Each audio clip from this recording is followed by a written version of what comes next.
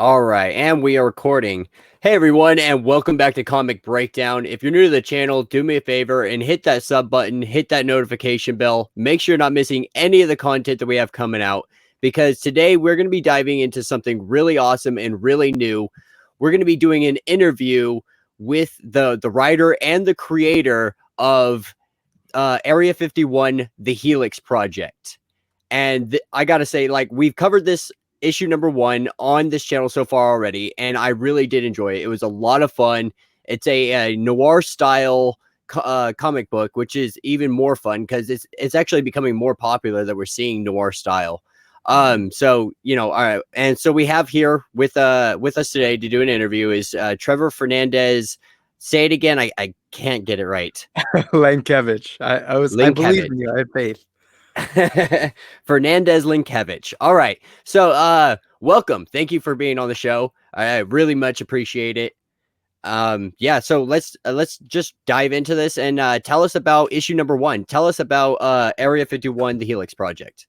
Yeah, so I mean, first of all, I appreciate you having me on, Brian. This has kind of been a long time coming to varying capacities. But yeah, so Area 51, the HELIX Project is this sci-fi noir tale that takes place in a 1970s UFO hysteric America. And with that means that we were sort of under the shadow of the Cold War, and everybody at the time was super desperate. And this provided a really interesting backdrop for me to tell a story that has a lot of sort of tumult surrounding it in terms of the context. So there was a lot of sort of political and ethical uprising, in the 70s, obviously dealing with the threat of the Cold War and the advent of nuclear weapons. And UFO hysteria was beginning to bud post like the Eisenhower administration. And so, I thought that setting was going to be a really interesting sort of vehicle for me to be able to kind of tell this story that is equal parts cool sci-fi conspiracy and like something deeply personal, right? Something that's going to connect with a lot of people. Most simply, in paring this down, I mean, this is a story about fathers and sons. This is a story about identity.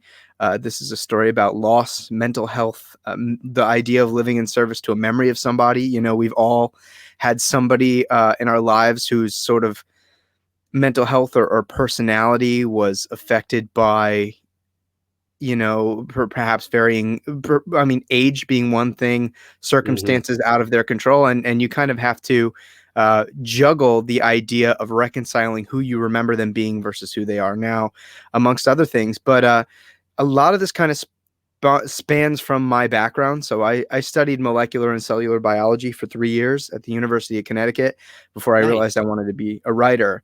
And yeah, I know, right? It's like, wow, molecular biology writing. That's a big change.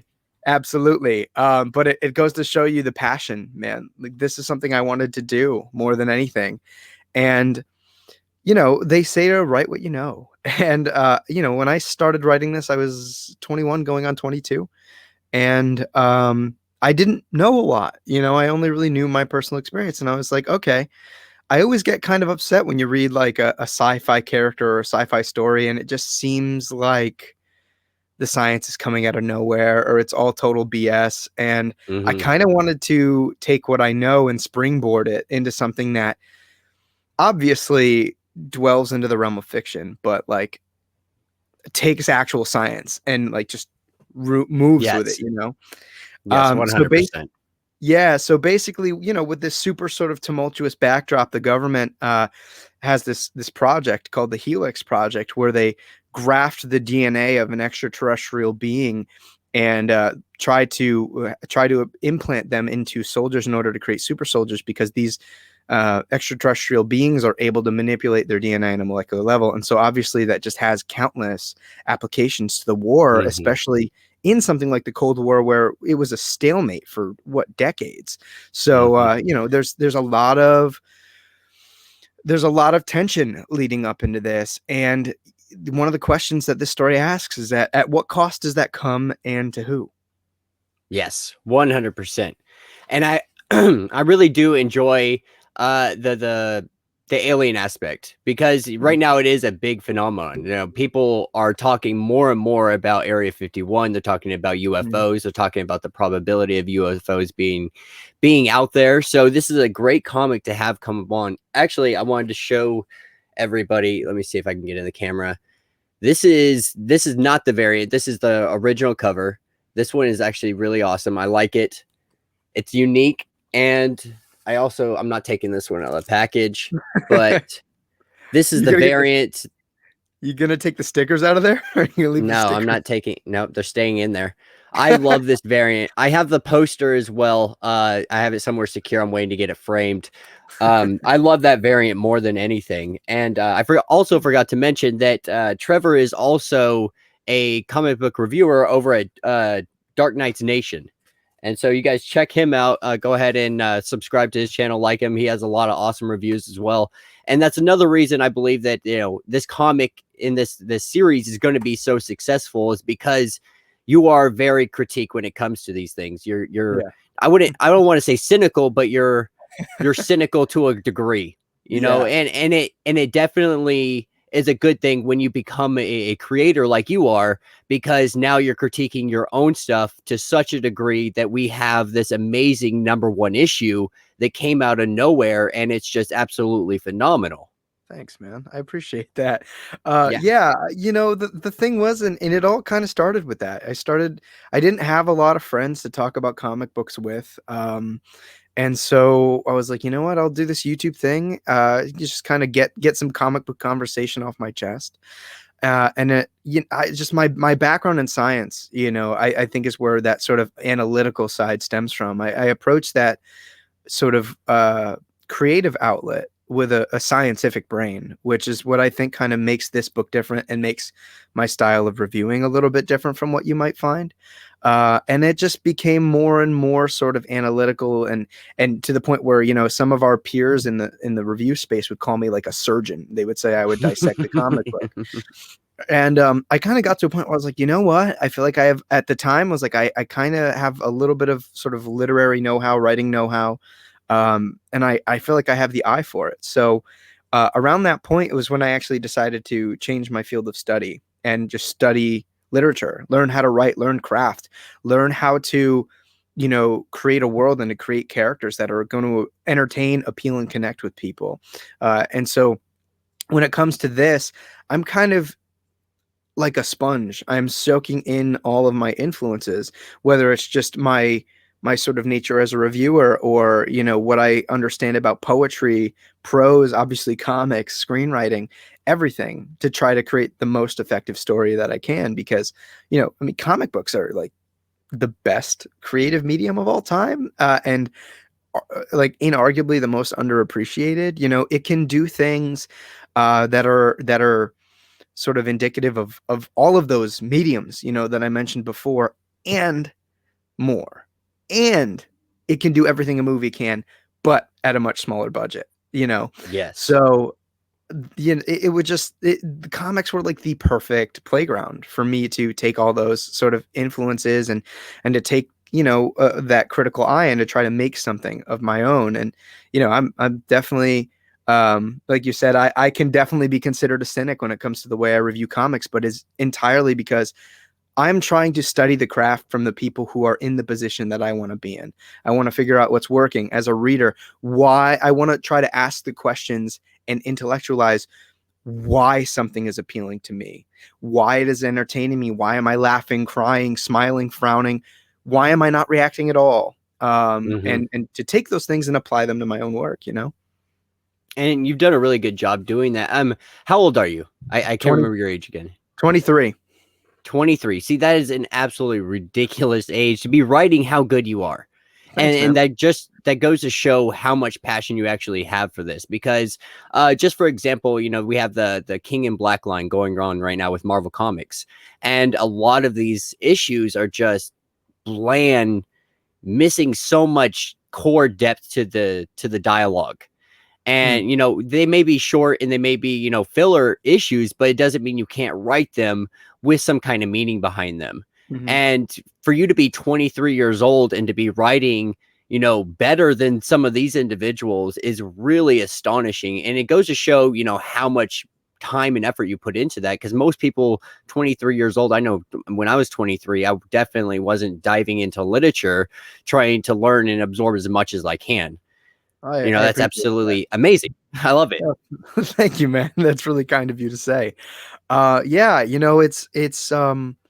I'm a very, obviously I come across as very critical in my reviews and in just how I absorb things, but I'm 10 times worse on myself. I'm very sort of self-deprecating, and um, because of that, and I think in a way it's kind of driving me to try to put out the best possible story that I can, Hmm. for multiple reasons. One, like when I make this comic, I don't want anybody to ever look at this and go, oh, this, if I make a career out of myself, I don't want somebody to go, oh yeah, it was his first comic book. Like you could tell he was super green, which like, Yeah. obviously I want to get to a point where somebody looks at this and goes, yeah, this might be like the worst thing he's ever done, but it's really solid.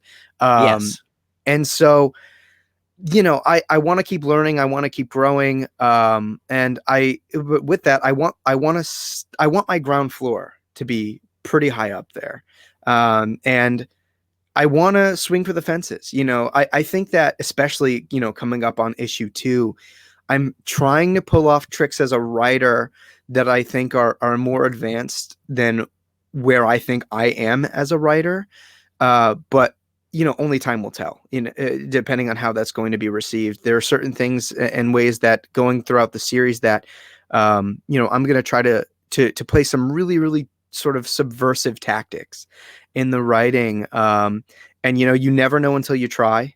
And I would rather swing for the fences and give the reader a book that is everything that I can do and more, rather than hold back. You get those sort of throwaway issues that are just kind of there to fill space, and I never want to do that. I never Yeah. want to accept a project that's just there to do nothing. And obviously, as a creative, starting a career like this, there will be jobs that will have to be taken to pay the bills, and I get that. But Hmm. I always feel like the excuse that the writer doesn't have the space that they want, or the writer is put in this situation, like if they're not able to tell the story that they need to tell in the given space that they have, that means that they're not actually forward planning, that they're not. I think it is a sort of mark on their ability as a writer, because I think given the situation, you have to be able to gauge what kind of story you can tell in that space. I've had a lot of criticisms of Future State about these 2 issues, and a lot of people are sort of giving them, a lot of these creators, a free pass because they only have 2 issues, and they're like, oh, they only have 2 issues to tell these books. Well, they knew that going in. So why don't you tell a story that you can finish in 2 issues? That's why the best books of Future State, in my opinion, were books that I never really expected, because the Like writers, Catwoman. right, Catwoman, like it was actually great. Yep. And it's because Ram V knew exactly how much space he had to tell the story and could map out a story from there. So that's something that I've definitely, for better or for worse, I've learned actually a lot from reading these Future State books, and figuring out how guys like Ram V, or guys like Brandon Thomas on the Future State Aquaman book, are just being economic in their storytelling. Hmm. Yes, yes. They're making sure that they have enough room to be able to do everything they want to do. And Mhm. it definitely, they leave it open, but they give you enough story. You're like, wow, that was a really great story. And it even made me want to pick up, the next issue of Catwoman, even though I've literally never picked up an issue of Catwoman ever Mhm. before. Mhm. um, Yeah. so so speaking of all of this, what was your biggest inspiration in making this comic come to life? Like, what made you was like, I need to go get this comic out. I need to start doing it today. Well, so back like right as the pandemic was kind of closing in around us, I had actually interviewed at Marvel for an editorial position, and things were going really well, and things were very much pointing in the right direction for me. And I get a call, and so basically, just for context, I interviewed for the job literally the week that like hand sanitizer and toilet paper was selling out around the So country. the worst time possible. Right. And so I get a call about a week and a half later just saying that they were closing down the office and that they couldn't take on any new personnel. And it hurt. It wrecked me a little bit.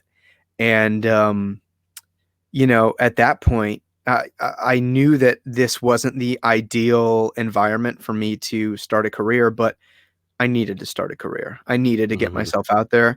And I felt like if I could make a comic book series, successfully fund it, get some sort of critical applause, and do that all during a pandemic without the resources that other people might have, I feel like that shows a level of fortitude, when I do hopefully reapply for that position or pitch another book to a bigger publisher that has the resources and the networking ability for me to get this content out to people. So, a lot of it was just kind of a little bit fight or flight. It's like I have a story to tell.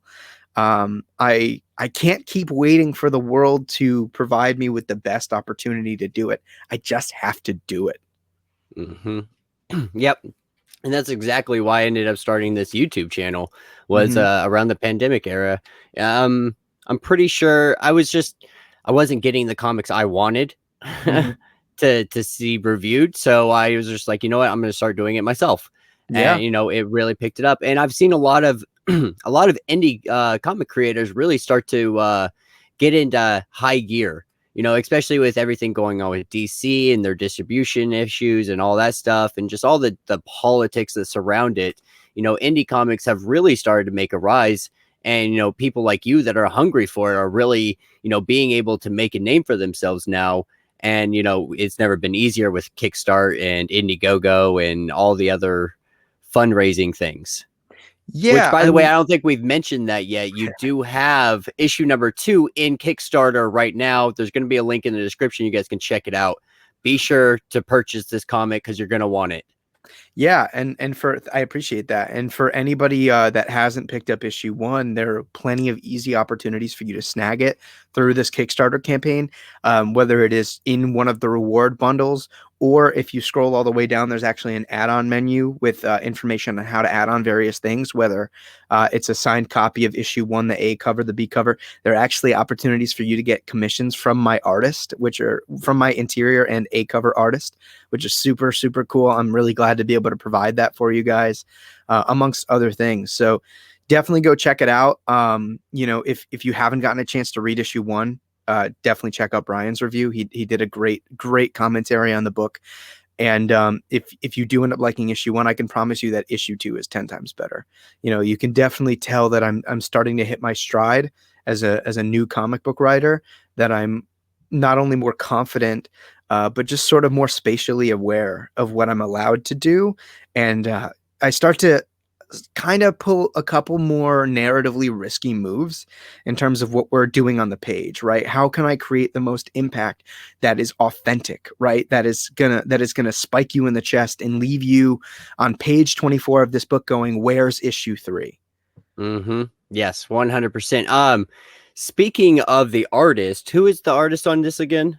Yeah, so I have a great interior artist who has also done the A cover. His name is Marcelo Salaza, and with a brilliant colors, and I mean brilliant colors, by Marcio Freire. They are the two great artists out of Brazil. I know Marcelo has been working in comics almost as long as I've been alive, for about 20 years Really? now. Yeah.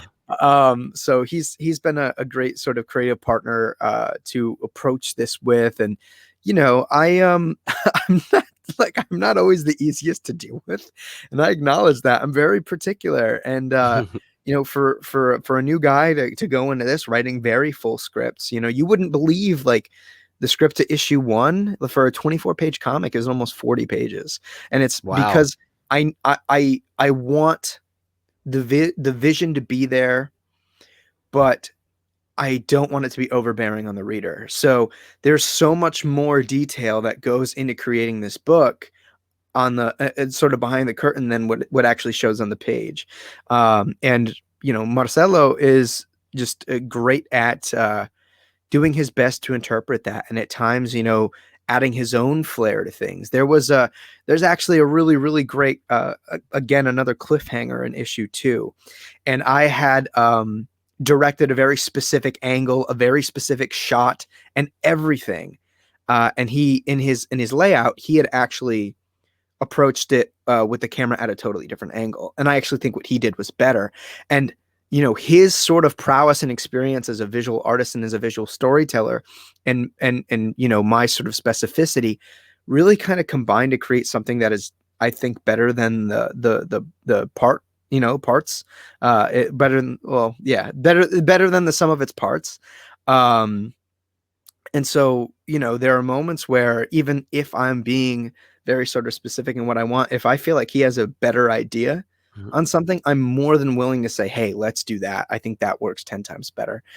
So that's kind of one of the cool parts about comic books, are that you have, although it can be a little bit logistically difficult when you have so many different minds working towards the same end goal, I think, again, the product just becomes so much better than the sum of its parts.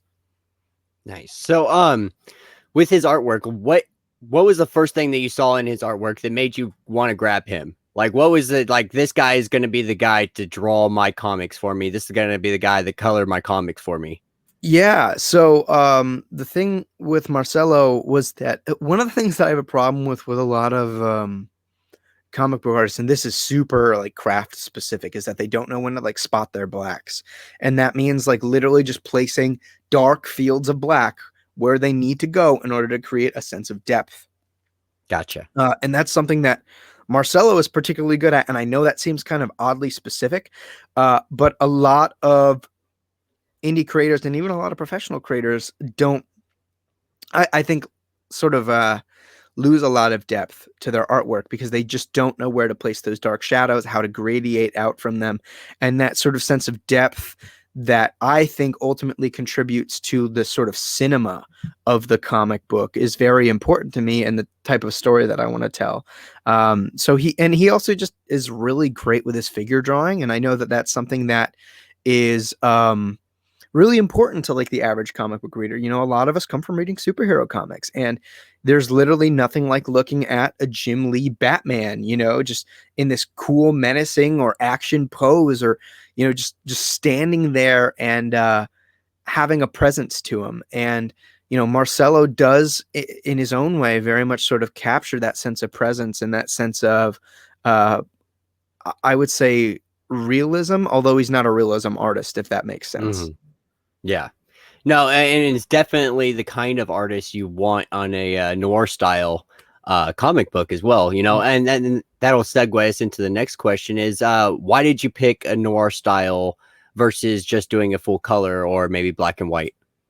So I wanted, so I think sometimes people make creative decisions simply for aesthetics, and, that's totally their choice. That's just not what I want to do. I want everything to be deliberate. My favorite writer in comics is Alan Moore, and everything down to a T was deliberate. You look at his scripts, each panel of Watchmen was a full page of script. And now I'm never going to be that detail oriented.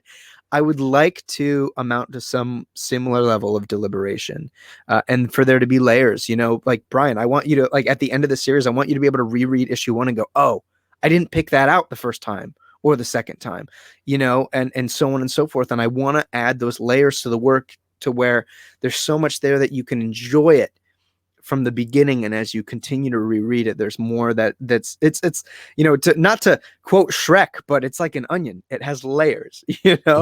And that's what we're going for. And so when we do things like for this sort of noir flashback scene, and we do the black and white grayscale, I want it to have tonal impact. I want it to do something and evoke a response from the reader, whether it hooks them in, right? Because you're going from full color into this black and gray, and you're like, oh, this is interesting. Okay, attention caught. Or in moments where perhaps somebody is losing a life, and you have that sharp crimson red up against this Beautiful. Sort of monotone, up against this sort of monotone space, and it means something, right? Mm-hmm. That it not only has a very cool sort of striking visual significance, but it's also like metaphorical, right? There are things that are layers to unpack there. And so the sort of idea of having this presiding sci-fi genre, but having noir as a sort of subgenre, I think just gives you a lot of really cool room to play. I think of it like a Venn diagram, right? You have like the science, the sci-fi side and the noir side, and they have two sort of very separate spaces. But then there's that space where those two ovals interlap. And that's where I think you can kind of take the story and push it above and beyond, given those tools. So, and I also just think by the nature of the story that I wanted to tell, that sort of grit, that sort of on the ground intimacy, I think is what noir was able to provide to a story like this, because sci-fi can and is often like way larger than life. And while I think I want this story to have aspects of that, I want those larger than life moments to have impact. And if I want them to have that impact, I think that I need to keep it grounded so that when we get there, it means something and that there's a reaction from the reader. Yes, 100%. And I think that's exactly what you're going to end up getting from it. So with issue number 1, how do you feel like, what did you want the reader to know by the end of issue 1 about your story? Yeah. So first of all, issue 1 for me was a lot of character setup, a decent amount of world setup, and a lot of sort of laying the groundwork for the context of the story. And I wanted to do that without being overbearing. One of my biggest complaints about pros, professionals in the industry in their first issues, is that they'll dump a bunch of exposition on you with these big blocks of text that are not only just covering the art, but just making the issue feel super slow and a little bit heavy-handed. That was a big problem I had with Future State. You'd have issue 1s with just these blocks of dialogue or internal monologue covering the page, and it's like, it's comics, and if I can avoid that, I definitely want to. And if I ever have to do that, I want to make sure that it's well done and that it adds to the story in a very meaningful way and not just in that sort of logistical way. So this story, I wanted people to get a sense of our protagonist, Kent. I wanted people to understand who he is, why he is the way he is, what type of world he lives in that makes him feel the way that he does, and to be able to relate to him a little bit. And to do so, I also, for this first issue, needed to generate a lot of questions, right? I want somebody to get to the end of this book and feel like they care enough about Kent to figure out the answer to those questions throughout the course of the series. I want people to you asked a couple of good ones yourself about what he's going to be physically capable of, right? Being like a human alien hybrid. Who is the mysterious M character and what role do they have to play in all of this? Who is the military guy that you just see kind of subsequently making his way down into an underground lab in Area 51? I want people to read this book, and I want them to get to the page 24 on that crazy last page stinger and go, where's the rest? Yes. And then I want to go, hey, Kickstarter for issue 2 out now. There's the next part of the rest, Yes, because it really is. And that's exactly how, at least it left me, it left me just wanting more of this comic. And that's one of the pros and cons when it comes to indie comics is, you got to wait for Kickstarters. And it just takes forever. People like, The Last Ronin, we shouldn't be waiting for months for, versus we understand that we want that story. And even then, man, if you look at like the time scale, it's getting quicker and quicker. And I think that I'll be at a point where I'll be able to deliver an issue every 3 months or so and to have everything running more and more smoothly. Like the first issue is, first of all, not only is it the first comic I've ever written, this is the first comic I've ever to such an intimate capacity been involved in, right? So I'm the writer, I'm the creator, I am the art director, I am the editor, I am, the publisher. So there were a lot of things that I just had to learn how to do on a very sort of basic level. Even just like, I'm 23. I've never bailed out so many packages in my life, so right.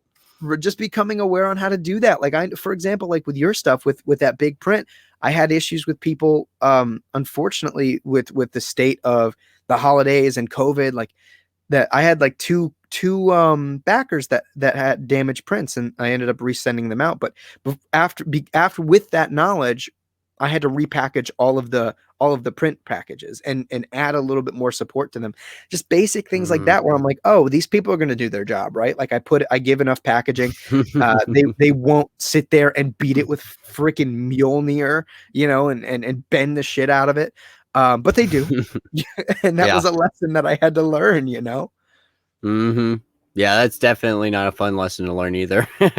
Get some unhappy customers. No, Okay. I mean, everybody's been great about it. Everybody kind of understood. They saw that I tried my best to package it. And, I mean, like, first of all, just on an ethical level, I want everybody to get what they paid for.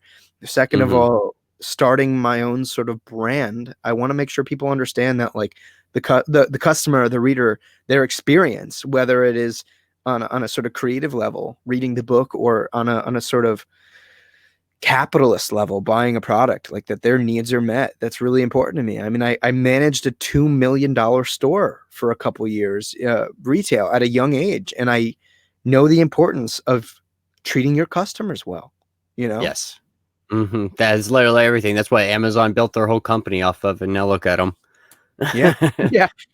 Um, so let me see.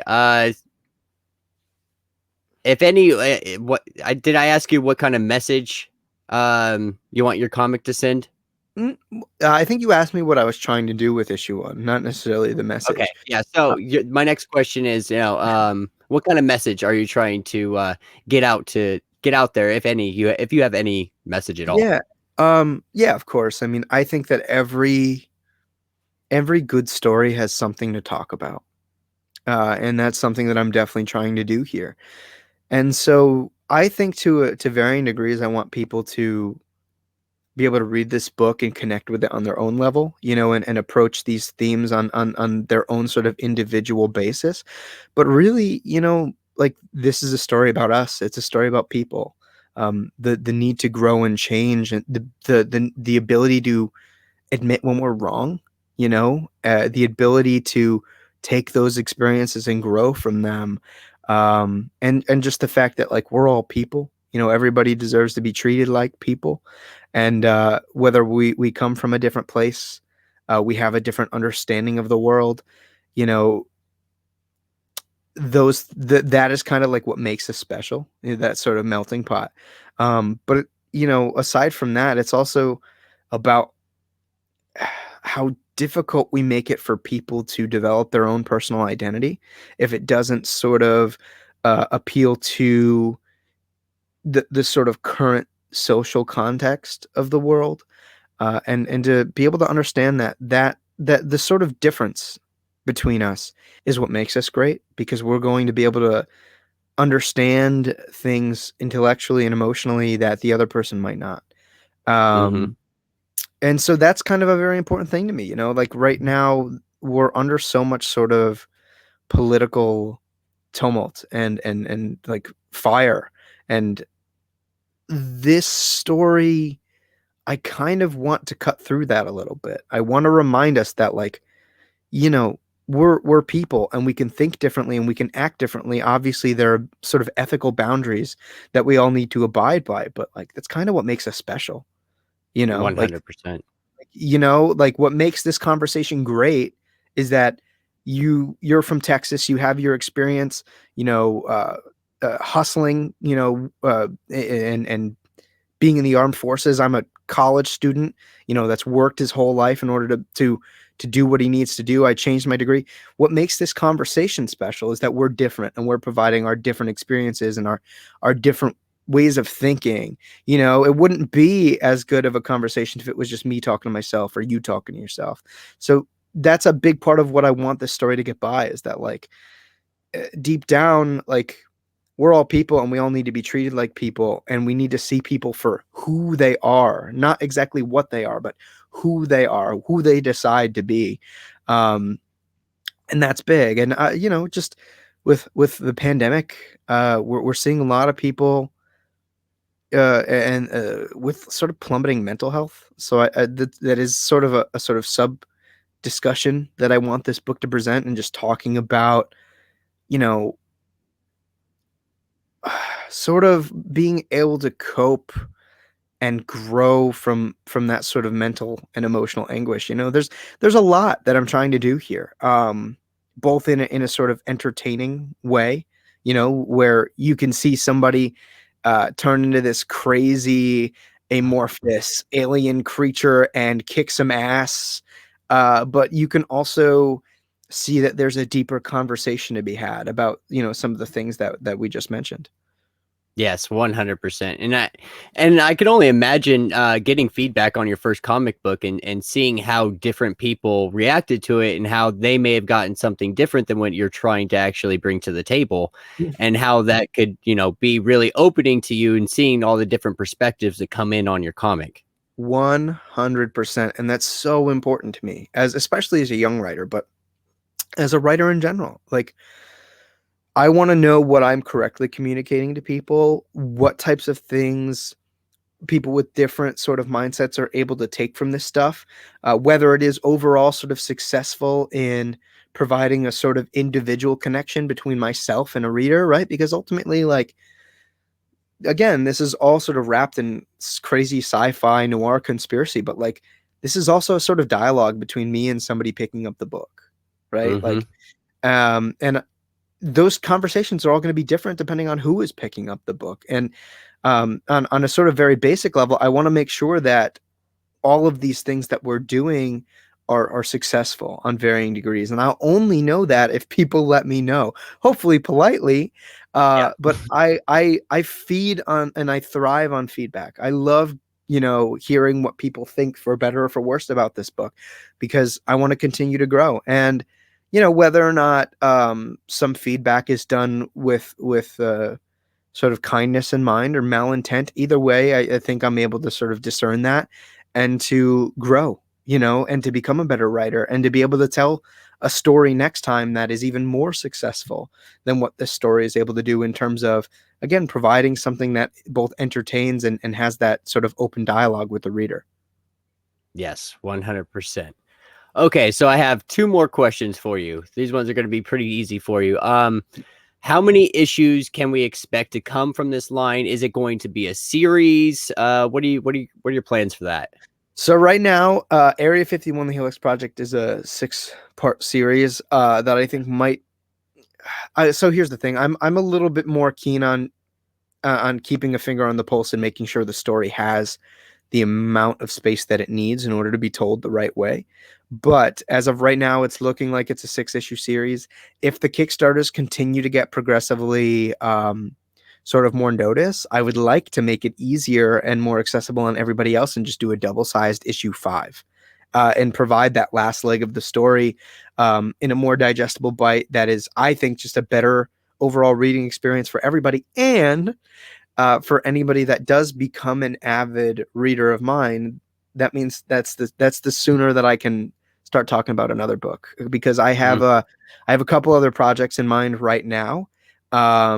You know, with like under a couple of different genres that I think will give me a lot of really, really cool sort of toys to play with new collaborators and some familiar collaborators. So, you know, the better these do, the more I'll be able to bring to people. And I think in larger chunks, like if I can build enough audience around this series and around my publishing label, Pocket Watch Press, I would like to just do bigger sized issues so people just get more story per chunk, and also more for their money. That's really important to me. We were talking about production quality, and it's really important for me to provide every cent of the reader and the customer's dollar, and then some.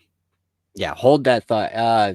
Yeah, that's another thing. We're going to talk about that real quick. Is the production quality of this comic is absolutely phenomenal. Usually, I've been buying the future state lines, and most of them haven't had the quality high gloss paper that he's using here. And the thing is, like, we usually don't get this with variants and stuff like that currently with like DC and Marvel, but with this, you know, it's like almost every single page is that top-notch quality, and it just feels so much better in your hands. Like I was holding his House of L yesterday, just rereading it because I really did enjoy it, and then picking this one up, it's just the quality is so drastically better. Thanks, man. That was a big thing, that I had to keep in mind, and where I had to kind of turn the creative brain off, a little bit, and be the sort of logistical marketing / business guy.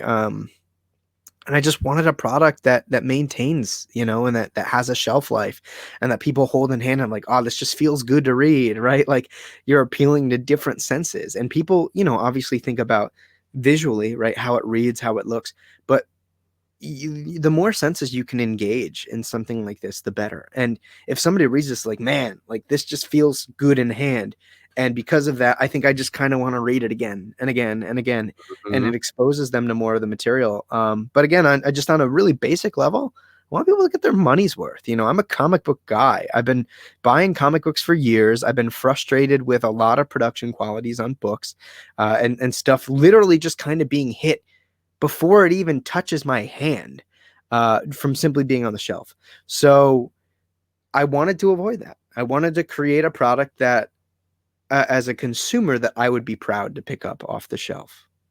Yeah, you don't want to feel like you're picking up a newspaper. Exactly. There's a Okay. reason. There's a reason comic books are not newspaper strips anymore. We have to. Yeah. We have to keep expanding and growing. Yeah. All right. So my last question, or not even question, is describe your comic in 20 words or less. Oh shoot. Um. Ooh, that's a curveball. Describe my comics in 20 words or less. Let's see. Um,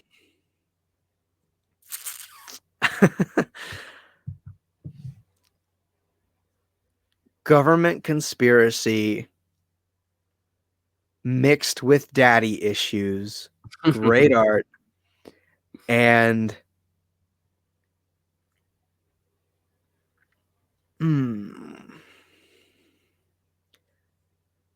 characters that will surprise you down to the core. Nice. I think that's kind of what I can leave it at. I'm an overly verbose person, so I just need to stop myself while I'm ahead. All right. So before we sign off on this, why don't you go ahead and let them know where you can get issue number 1 and issue number 2 at? Thanks, man. Well, I appreciate you having me on. This has been great sitting down and chatting with you. Like I said, long time coming, so I'm glad we finally got to do this. Definitely. So you can find Area 51, the Helix Project, issue 2 and issue 1 via Kickstarter. Just type in the Helix Project, Area 51, the Helix Project. It will pop up. We have 20 days left. We are currently at $4,082. We have a $6,800 goal, and if we don't meet that goal, unfortunately, the book doesn't get made. So for any intrepid comic book readers out there, or just fans of sci-fi in general, I ask that you consider giving it a look. I've done my best to try to provide you as much bang for your buck as possible, literally to the point where, like, this budget that we're at, this $6,800, I don't get paid. I don't get paid at all for this effort, for this work that I'm doing.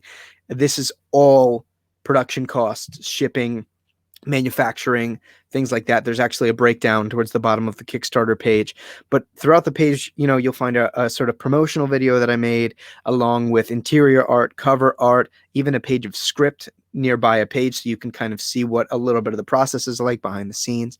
And I think that I've done my best to provide a lot of really high quality rewards that people would dig. So please consider giving it a look. If financially you're not able to contribute right now, consider sharing it around. And if you do, feel free to tag me so I can properly thank you. But sharing it around, letting people know that this is something that you think is cool or interesting, is an absolutely massive help. Not having conventions as a young creator has been a real blow to me and my ability to sort of gain momentum. So this is really the next best thing that I can possibly do. So any and all support is deeply appreciated. You can find anything regarding the Helix Project through my publishing label, Pocket Watch Press, on Twitter at PWatch Press, on Instagram at Pocket Watch Press. And if you don't feel like searching Kickstarter, you can go to any of those and find a million links to the Kickstarter there, as well as a shop that I have with other various merchandise and such. But I hope you consider giving the Kickstarter a look, because it is a little bit more pressing at the moment. If you want to get some sort of analytical comic book reviews and discussion, Dark Knight Nation on YouTube, also on Twitter and Instagram. So feel free to check those out. But again, primarily the comic book is where I need your support. So, again, Brian, man, it's been awesome chatting with you. I'm so thankful for you to share your platform with me to talk about my little picture book. So thank you, man. I appreciate it. No, I appreciate you. You've been there since the beginning of my YouTube channel. It's only fair that I have you on here. So yeah, everybody be sure that you guys check all that stuff out. I'll leave links in the description as well, so you guys can get all that, you can go on all the sites, the Kickstarter, the Facebook, all that good stuff. You can follow him. Make sure you're staying up to date on all that stuff. Be sure that you subscribe, like the video, and until the next issue.